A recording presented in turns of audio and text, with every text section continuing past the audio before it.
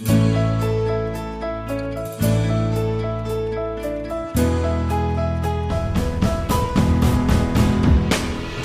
Dave Fiore, the founder and CEO of Fiore Communications, and this is a special update episode of How I Got Here. At the end of each episode, I ask every guest the same question. Where do you think here will be for you in 3 to 5 years? Well, it's been 5 years, so I thought this would be a perfect time to check in and see how things are going. Today, I'm pleased to have How I Got Here guest number 7, everyone's favorite local actor, Bill Kelly. Hi, Bill. Yeah, that's probably true, right? I mean, it's fun. Yeah, I've had a blast over the last 5 years, and I can't remember what I said. In 5 years, where you want to be. I can't remember what I said. Well, I don't remember either. So let's jump in and see what you said here and see where we are. All right, here we go. I've got some good projects that are coming out. I think the Here is probably going to be a little bit more into the film and television part of it. I don't want to jinx myself, but hopefully that'll be more work. I've got 2 projects that are coming out that, if they keep all my scenes, will be good. The Banker will close the AFI Film Festival at Grauman's Chinese Theater in L.A. I've got 6 scenes in there with Nick Holt, Anthony Mackie, and Samuel Jackson. And then I'm not sure if it is absolute positive gonna play, but a film I did with Anne Hathaway, I've got a scene with her called The Last Thing You Wanted. That'll be on Netflix. And that'll be, if it goes according to plan, I think they're trying to get it to debut to premiere at Sundance. So hopefully those 2 things will help, nudge my career along a little bit more. But auditioning like crazy. I do probably 40 auditions a year. If you get 2, you're doing pretty good. So hopefully it'll be more film and more television. Well, and to update both those films, The Banker did not close out the AFI Film Festival. It had some controversy that was brought up with one of the producers, and so they backed out of it. But they did keep all my scenes, and then I had an excellent scene with Anne Hathaway for The Last Thing You Wanted. They kept that. I did Hillbilly Elegy, which I had like 4 or 5 scenes in that, and they cut it down to me just having the one scene. Right. And then you see me in the background, and that was a blast. And of course, that movie had a big resurgence with J.D. Vance coming to prominence. Yeah, and so that was the story of his life. And then I did another film called Where the Crawdads Sing, which turned out to be fantastic. Worked with Daisy Edgar Jones, and I'm basically the first 10 minutes of the film. Yeah, where I play Sheriff Jackson. So do you think you had a different level of recognition in the public after that movie? Yeah, definitely. That was one where I was was number 8 on the cast list, so I was just outside the top, the bigger actors who appeared at the front of the credits and stuff. Right. So that one was really good. I went to New York for the film festival, or the film premiere, and got to walk the green carpet. They had grass carpet colored instead of red for the film, to stay with the film. To stay with the theme? The theme of the film. And so it was cool. Reese Witherspoon was there, and Daisy Edgar Jones and the rest of the cast. So I got to, got interviewed by E! and all the big television networks, the people that cover entertainment. And so that was kind of cool. It was my first experience doing that. I know you've been super busy, and you've got to be happy about that. But what are your thoughts on what you where you were hoping to be in 5 years and now where you are? You have to, I would imagine, feel pretty satisfied in that. Yeah, I'm very satisfied. I think I've done, 5 or 6 TV series, the most recent one being Found on NBC and Peacock. I've been in 10 episodes so far for season 1 and season 2. I'm a recurring guest star.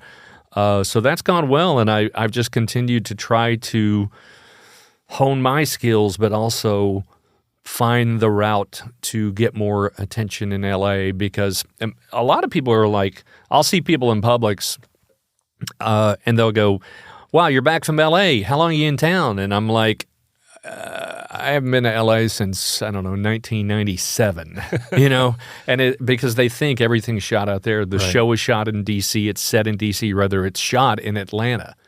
I even had somebody comment. I did a behind-the-scenes clip on my Instagram page and Facebook, and somebody said, "Oh, wow, you're right down the road from me. I live in," because it was DCPD set. Right. And she thought I was talking about we're in DCPD location. Right, and right. That just, it's not the case. So I think it'd be interesting to people to hear your thoughts on the difference between doing kind of a big budget, wide release movie and regular work on an ongoing TV show, as far as which is better, which you prefer, and how the differences and how those impact your life.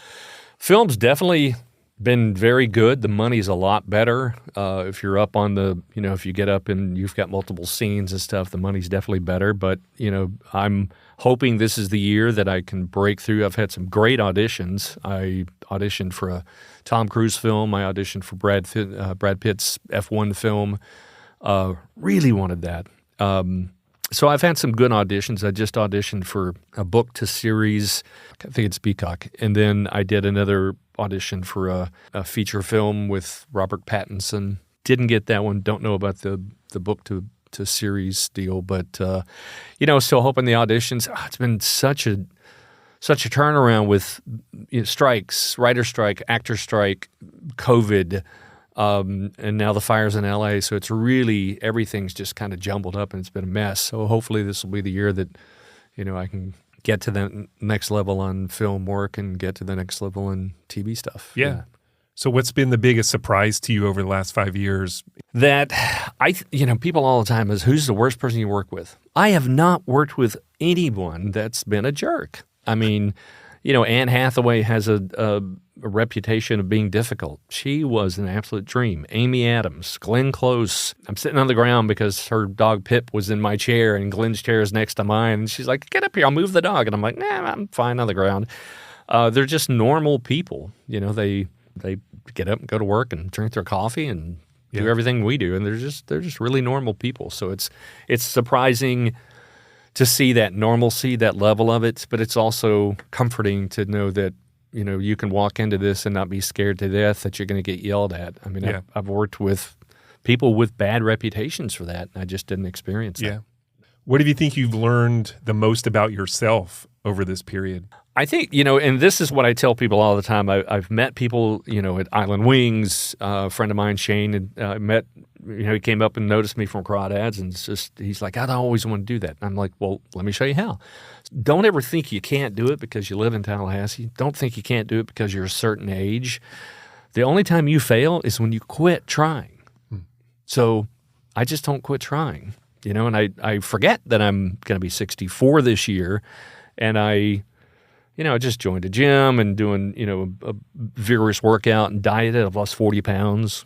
You can do anything you want to do. Just don't give up until, you're on your deathbed, I guess. Right. But, don't get out. Yeah. Well, that's great advice.